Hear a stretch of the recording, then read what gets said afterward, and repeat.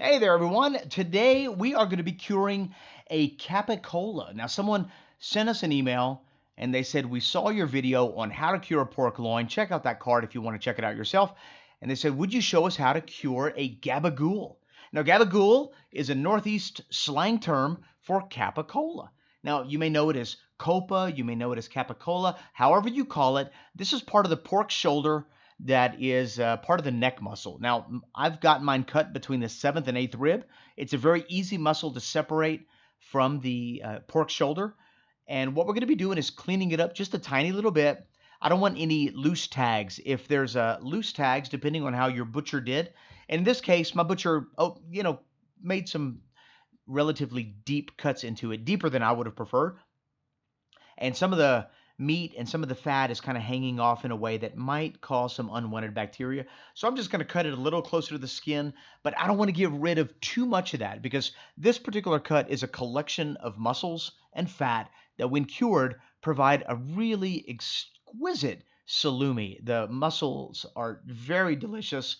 The fat melts in your mouth, and as you can see right here, we're going to add a little bit of flavor to this thing. And so I'm going to do spicy Capicola, which is my favorite. And then I'm going to do fennel and black pepper Capicola. So the first thing you want to do, no matter what flavor you're doing, is you want to weigh it. This is probably the most important step of the entire process. Write that weight down in grams.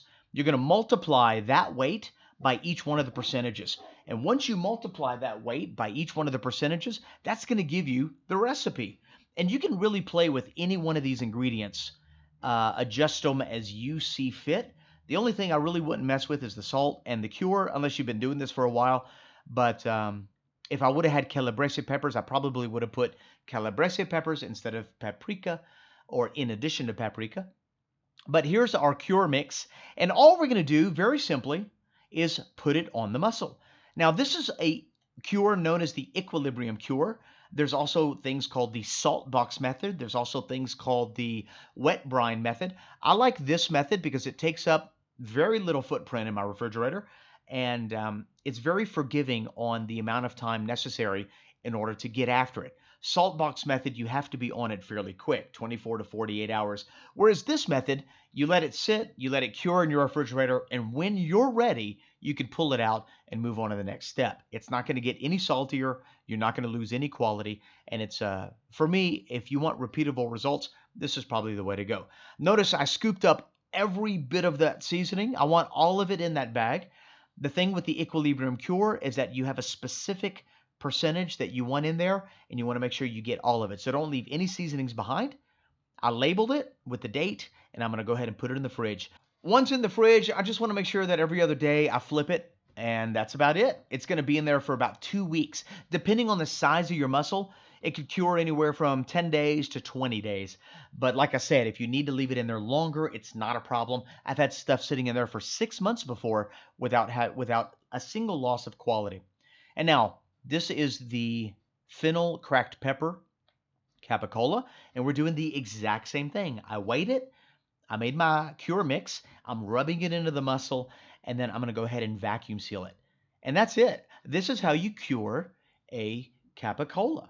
Now, if you're just getting into salami making or salumi making, this is definitely going to be your easier projects, the ones that are going to give you the higher rate of success.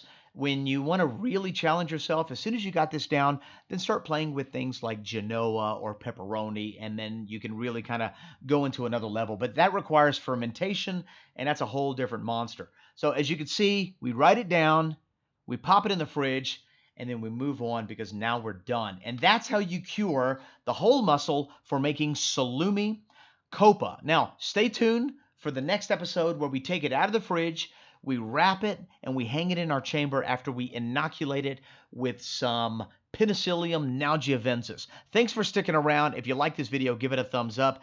Don't forget to subscribe, share with your friends, and click that notification bell. We'll see you in another episode.